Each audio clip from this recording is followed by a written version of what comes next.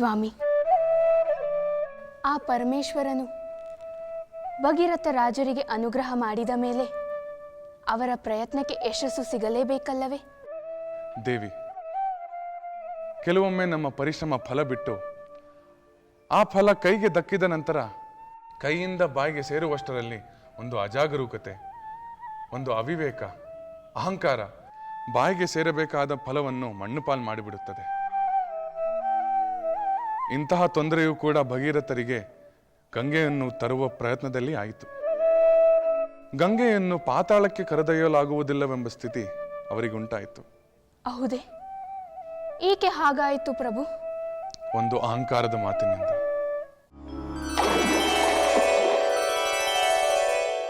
ಪಿತಾಮಹ, ನಮೋ ನಮಃ. ಶುಭಮಸ್ತು. ಗಂಗೆ, ನಿನ್ನ ಪ್ರಯಾಣ ಶುಭಕರವಾಗಿರಲಿ. ಪ್ರಯಾಣ? ಯಾವ ಪ್ರಯಾಣದ ಬಗ್ಗೆ ನೀವು ಹೇಳುತ್ತಿರುವಿರಿ? ದೇವಲೋಕದಿಂದ ಭೂಲೋಕದ ಕಡೆಗೆ.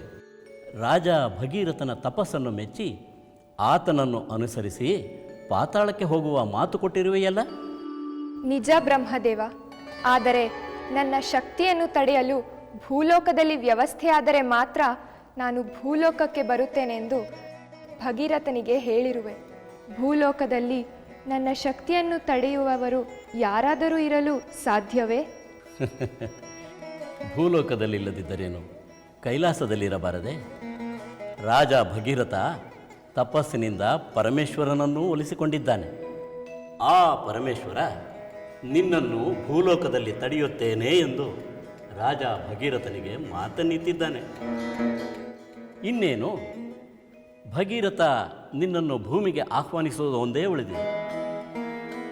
ಅದಕ್ಕಾಗಿ ನಿನ್ನ ಪ್ರಯಾಣ ಶುಭವಾಗಿರಲಿ ಎಂದೆ.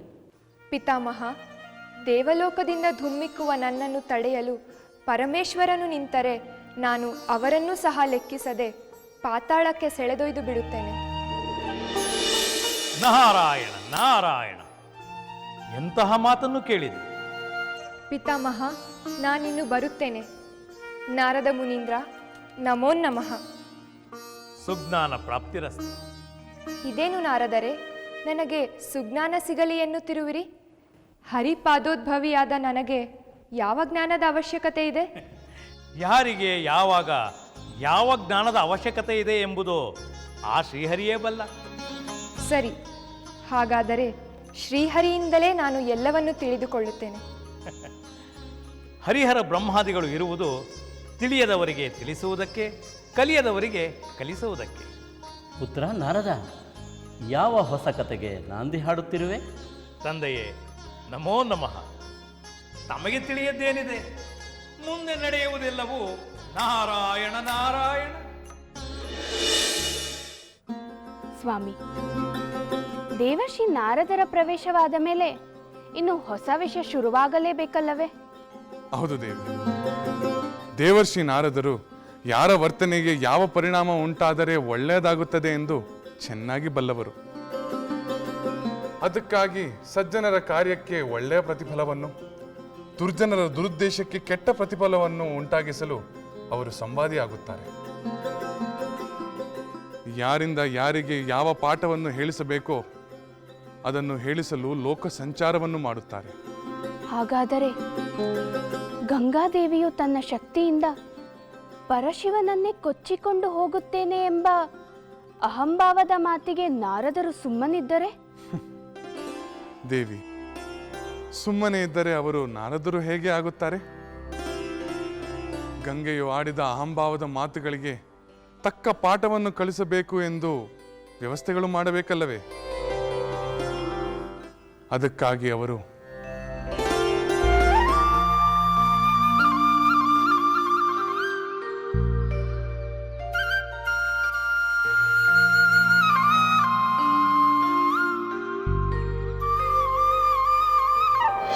ನಾರಾಯಣ ನಾರಾಯಣ. ಯಸ್ಯ ಜ್ಞಾಯ ಜಗತ್ಸೃಷ್ಟಾಯ ವಿಲಿಂಚಿ ಪಾಲಕೋ ಹರಿಃ ಸಂಹಾರ್ಥ ಕಾಲೋಖ್ಯಾಯ ನಮಸ್ತಸ್ತೆ ನಮಸ್ತಸ್ತೆ ಪಿನಾಕಿನೇ. ನಮೋ ನಮಃ ನಮೋ ನಮಃ.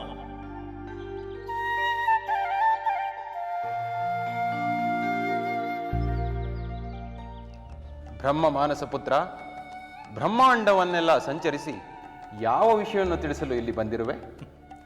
ಮಹಾದೇವನಿಗೆ ತಿಳಿಯದ ಮಹಾವಿಷಯವು ಈ ಬಡಜೋಗಿಗೆ ಎಷ್ಟು ಮಾತ್ರ ತಿಳಿಯಬಲ್ಲದು ಶಂಕರ. ಏನು ಅಲ್ಲಿ ಇಲ್ಲಿ ನಾನು ಹೋದಾಗ ನನ್ನ ಕಿವಿಗೆ ಬಿದ್ದ ಈ ವಿಷಯವನ್ನು ಸೂಕ್ತ ವ್ಯಕ್ತಿಗೆ ತಲುಪಿಸುವುದರಿಂದ ಲೋಕೋಪಯೋಗವಾಗುವುದು ಎನ್ನುವುದಷ್ಟೇ ನನ್ನ ಆಶಯ. ಅಂತಹ ಯಾವ ಆಶಯವು ನಿಮ್ಮನ್ನು ಈ ಶಿವನ ಸನ್ನಿಧಾನಕ್ಕೆ ಕರೆತಂದಿತು? ಹೇಳುತ್ತೇನೆ ಮಹಾದೇವ, ಹೇಳುತ್ತೇನೆ. ನಿನ್ನ ದರ್ಶನವನ್ನು ಮಾಡಲು ಪವಿತ್ರವಾದ ಈ ಕೈಲಾಸಕ್ಕೆ ನಾನು ಬರುತ್ತಿದ್ದೆ.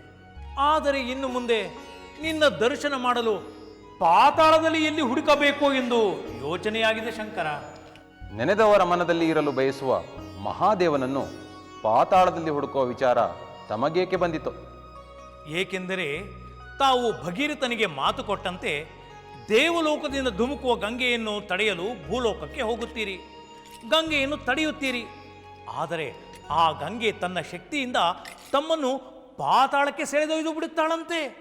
ಹಾಗೆಂದು ತಮಗೆ ಯಾರು ಹೇಳಿದರು? ಯಾರೋ ಹೇಳಿದ್ದನ್ನು ಕೇಳಿದರೆ ಇಲ್ಲಿಯವರೆಗೂ ನಾನು ಬರುತ್ತಿದ್ದೇನೆ ಶಂಕರ. ನಮ್ಮ ತಂದೆ ಪಿತಾಮಹ ಚತುರ್ಮುಖ ಬ್ರಹ್ಮನೆದುರು ಸ್ವತಃ ಗಂಗೆಯೇ ಹೇಳಿದ ಮಾತಿದು. ನನ್ನನ್ನು ತಡೆಯಲು ಶಿವನೇನಾದರೂ ನಿಂತರೆ ನನ್ನ ಶಕ್ತಿಯಿಂದ ಅವರನ್ನು ಪಾತಾಳಕ್ಕೆ ಸೆಳೆದೊಯ್ದು ಬಿಡುತ್ತೇನೆ ಎಂದು. ನನಗೆ ಭಯವಾಯಿತು. ತಾವು ಪಾತಾಳವನ್ನು ಸೇರುವ ಮುನ್ನ ಪರಮ ಪಾವನವಾದ ಈ ಕೈಲಾಸದಲ್ಲಿ ತಮ್ಮ ದರ್ಶನವನ್ನು ಒಮ್ಮೆ ಪಡೆಯೋಣವೆಂದು ಬಂದೆ. ನನ್ನ ಮಾತಿನಲ್ಲಿ ಅನುಚಿತವೇನಾದರೂ ಇದ್ದರೆ ದಯಮಾಡಿ ಕ್ಷಮಿಸಿ. ಉಚಿತವಾದ ಮಾತುಗಳನ್ನೇ ಆಡಿದ್ದೀರಿ. ಕ್ಷಮೆ ಕೇಳಬೇಕಾದವರು ಮುಂದೆ ಕೇಳುತ್ತಾರೆ, ಅದನ್ನು ನೀವೇ ನೋಡುವಿರಂತೆ. ಮಹಾದೇವನು ಹೇಳಿದ ಮೇಲೆ ಮಹಾ ಅದ್ಭುತವು ನಡೆಯಲೇಬೇಕಲ್ಲವೇ? ಅದನ್ನು ನೋಡಲು ನಾನು ಸದಾ ಕಾತುರದಿಂದಿರುತ್ತೇನೆ. ನಾರಾಯಣ ನಾರಾಯಣ.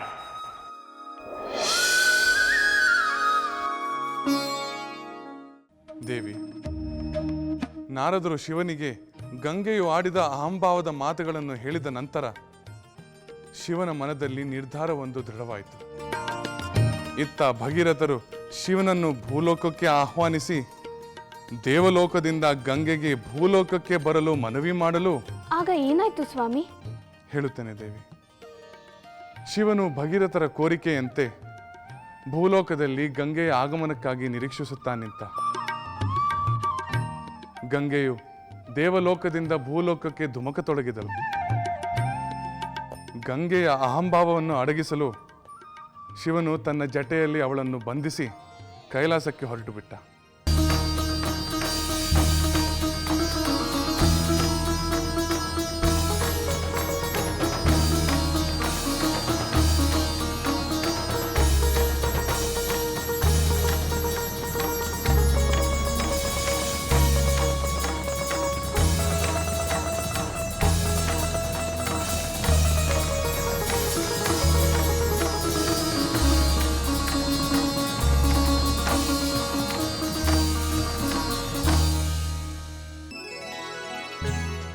ಆಗ ಭಗೀರಥನು ಶಿವನಿಂದ ಗಂಗೆಯನ್ನು ಪಡೆಯಲು ಪುನಃ ಘೋರ ತಪಸ್ಸನ್ನು ಮಾಡಿದ.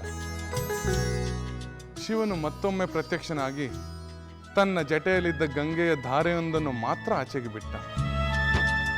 ಆ ಭಗೀರಥ ಮಹಾರಾಜರು ಆ ಗಂಗೆಯನ್ನು ಕರೆದುಕೊಂಡು ಹೊರಟ. ಜಾನಕಿ, ಭಗೀರಥರು ಛಲ ಬಿಡದೆ ಶಿವನನ್ನು ಒಲಿಸಿ ಆತನ ಜಟೆಯಲ್ಲಿದ್ದ ಗಂಗೆಯ ಧಾರೆಯೊಂದನ್ನು ಕರೆದೊಯ್ಯುತ್ತಿರುವಾಗ ಆಗ ಮತ್ತೇನಾಯ್ತು ಸ್ವಾಮಿ? ಮತ್ತೆ ಗಂಗೆಯನ್ನು ಕಳೆದುಕೊಳ್ಳುವಂತಹ ಅನಿರೀಕ್ಷತೆ ಆಪತ್ತು ಅವರಿಗೆ ಎದುರಾಯಿತು. ಭಗೀರಥರು ಗಂಗೆಯನ್ನು ಪಾತಾಳಕ್ಕೆ ಕರೆದುಕೊಂಡು ಹೋಗುತ್ತಿರುವ ಮಾರ್ಗದಲ್ಲಿ ಜುಹ್ನು ಮಹರ್ಷಿಗಳ ಆಶ್ರಮವಿತ್ತು.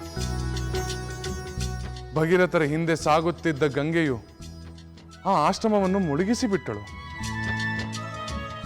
ಅದರಿಂದ ಕ್ರೋಧಗೊಂಡ ಮಹರ್ಷಿಗಳು ಗಂಗೆಯನ್ನು ನುಂಗಿಬಿಟ್ಟರು. ಮತ್ತೆ ಗಂಗೆ ಕಣ್ಮರೆ ಆದದನ್ನು ಕಂಡು ಕಂಗಾಲಾಗಿ ಮಹರ್ಷಿಯರನ್ನು ಪ್ರಾರ್ಥಿಸಿದರು.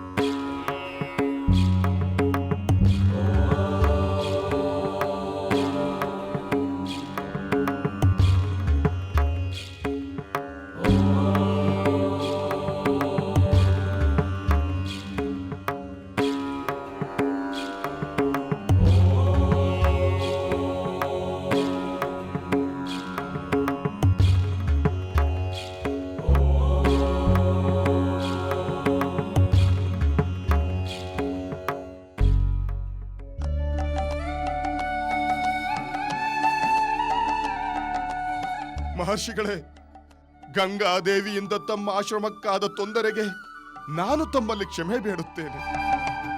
ನಾನು ಹಿಡಿದಿರುವ ಕಾರ್ಯ ಪೂರೈಸಿದ ಮೇಲೆ ತಮಗಾಗಿ ನೂತನ ಆಶ್ರಮವನ್ನು ನಿರ್ಮಿಸುವ ಪುಣ್ಯ ನನ್ನದಾಗಲಿ. ನನ್ನ ಪಿತೃಗಳ ಸದ್ಗತಿಗಾಗಿ ತಾವು ದಯಮಾಡಿ ನಿರ್ಬಂಧಿಸಿರುವ ಗಂಗೆಯನ್ನು ಬಿಡುಗಡೆಗೊಳಿಸಿ. ಪಿತೃಗಳ ಸದ್ಗತಿಗಾಗಿ ಹೂಡಿರುವ ನನ್ನ ಕಾರ್ಯವನ್ನು ಸಫಲಗೊಳಿಸಿ ಮಹರ್ಷಿಗಳೇ, ಸಫಲಗೊಳಿಸಿ. ರಾಜ ಭಗೀರಥ, ಎದ್ದೇಳು.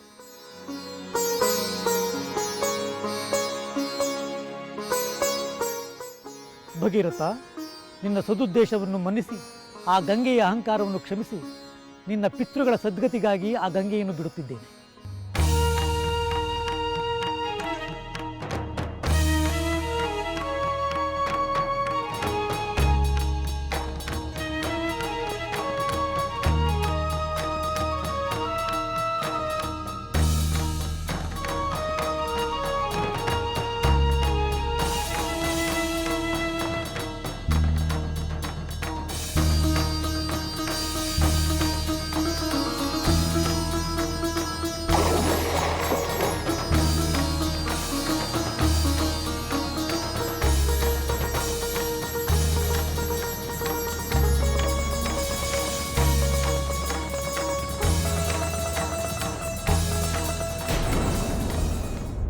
ಸ್ವಾಮಿ, ಅಂತೂ ಭಗೀರಥ ರಾಜರು ತಮ್ಮ ಹಿರಿಯರಿಗೆ ಸದ್ಗತಿ ಸಿಗಲು ಎಷ್ಟೇ ಅಡ್ಡಿ ಆತಂಕ ಎದುರಾದರೂ ಛಲವನ್ನು ಬಿಡದೆ ಕಡೆಗೂ ಗಂಗೆಯನ್ನು ದೇವಲೋಕದಿಂದ ಪಾತಾಳದವರೆಗೂ ಹರಿಯುವಂತೆ ಮಾಡುವುದರಲ್ಲಿ ಯಶಸ್ವಿಯಾಗಿದ್ದು ಲೋಕದ ಅದ್ಭುತಗಳಲ್ಲಿ ಒಂದಲ್ಲವೇ?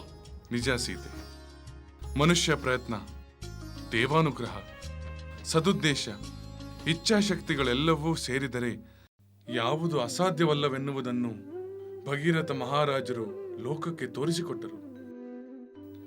ಮನುಷ್ಯ ಪ್ರಯತ್ನಕ್ಕೆ ಮತ್ತೊಂದು ಹೆಸರು ಭಗೀರಥರು ಎನ್ನುವಂತೆ ಅವರು ಪ್ರಸಿದ್ಧಿ ಪಡೆದರು. ಸ್ವಾಮಿ, ಪರಮೇಶ್ವರನ ಮಹಾಶಕ್ತಿಯ ಮುಂದೆ ಎಂಥ ಮಹಾಶಕ್ತಿವಂತರಾದರೂ ಅಹಂಕಾರ ಪಟ್ಟಾಗ ಅವರು ಸೋಲುತ್ತಾರೆ ಎಂಬ ತತ್ವವು ಲೋಕಕ್ಕೆ ತಿಳಿಯಿತು.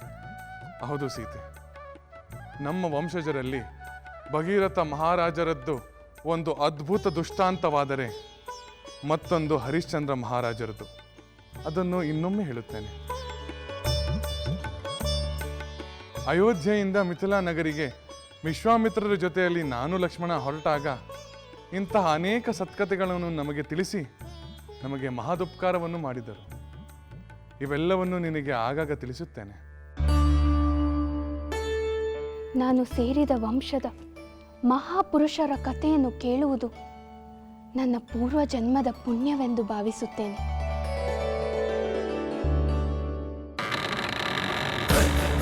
ಜಯ ಜಯ ಲಂಕಾಧೀಶ್ವರ, ಜಯ ಜಯ ರಾವಣೇಶ್ವರ. ಲಂಕಾದ್ವಾರ ರಕ್ಷಕಿ ಲಂಕಿಣಿ, ನಾನು ಇಲ್ಲಿಂದ ತೆರಳುವಾಗಲೆಲ್ಲ ನೀನು ಜೈಕಾರ ಹಾಕುವುದು ಕೇವಲ ಅಭ್ಯಾಸ ಬಲದಿಂದಲೋ ಅಥವಾ ನಿಜವಾಗಲೂ ಈ ರಾವಣ ಜಯಶಾಲಿಯಾಗುತ್ತಾನೆ ಎಂಬ ನಂಬಿಕೆಯಿಂದಲೋ? ಮಹಾಪ್ರಭು, ಅಂದು ನಿಮ್ಮ ಕುಲ ಸಹೋದರ ಧನಬಲ ಪರಾಕ್ರಮ ಕುಬೇರನನ್ನೇ ಸೋತು ಶರಣಾಗುವಂತೆ ಮಾಡಿದ್ದಕ್ಕೆ ಅಂದೇ ನಿಮ್ಮನ್ನು ಗೆಲ್ಲುವವರು ತ್ರಿಭುವನದಲ್ಲಿ ಯಾರೂ ಇಲ್ಲವೆಂದು ತೀರ್ಮಾನಿಸಿಬಿಟ್ಟೆ. ಅಂದು ನಿಮ್ಮ ಮೇಲೆ ನನಗೆ ಹುಟ್ಟಿದ್ದ ಆ ವಿಶ್ವಾಸ ಇಂದೂ ಹೋಗಿಲ್ಲ, ಇನ್ನೆಂದೂ ಹೋಗುವುದಿಲ್ಲ. ಭಲೆ ಲಂಕಿಣಿ, ಭಲೆ. ನಿನಗೆ ನನ್ನ ಪರಾಕ್ರಮದ ಮೇಲಿರುವ ನಂಬಿಕೆ ಒಂದೇ ಮಾತೆಯ ಉದರದಲ್ಲಿ ಜನಿಸಿರುವ ಆ ನನ್ನ ಸಹೋದರ ವಿಭೀಷಣನಿಗಿಲ್ಲವಲ್ಲ? ಪ್ರಭು, ನಿಮ್ಮ ಪರಾಕ್ರಮದ ಬಗ್ಗೆ ನಿಮ್ಮ ಸಹೋದರ ವಿಭೀಷಣನಿಗೆ ಅಪನಂಬಿಕೆಯೇ? ನನಗೆ ನಂಬಲು ಸಾಧ್ಯವಿಲ್ಲ. ಸ್ವಂತ ಸಹೋದರನೇ ಅಗ್ರಜನ ಬಲದ ಬಗ್ಗೆ ಅಪನಂಬಿಕೆ ನುಡಿಯುತ್ತಾನೆ ಎಂದರೆ ಅದನ್ನು ನಂಬುವುದು ಕಷ್ಟವೇ, ಸಹಿಸುವುದಂತೂ ಇನ್ನೂ ಕಷ್ಟ. ಪ್ರಭು, ನೀವು ಅಂತಹ ಮಾತುಗಳನ್ನು ಕೇಳಬೇಡಿ. ನಿಮ್ಮನ್ನು ಯಾರು ಗೆಲ್ಲಲಾರರು. ಜಯವು ನಿಮ್ಮದೇ. ಜಯ ಹೇ ಲಂಕಾಧೀಶ್ವರ, ರಾವಣೇಶ್ವರನಿಗೆ ಜಯವಾಗಲಿ. ಭಲೆ ಭಲೆ ಲಂಕಿಣಿ, ಭಲೆ ಭಲೆ. ನಾನು ವಿಜಯ ಯಾತ್ರೆಯನ್ನು ಮುಗಿಸಿ ಬರುತ್ತೇನೆ. ಅಲ್ಲಿಯವರೆಗೂ ಜಾಗ್ರತೆ.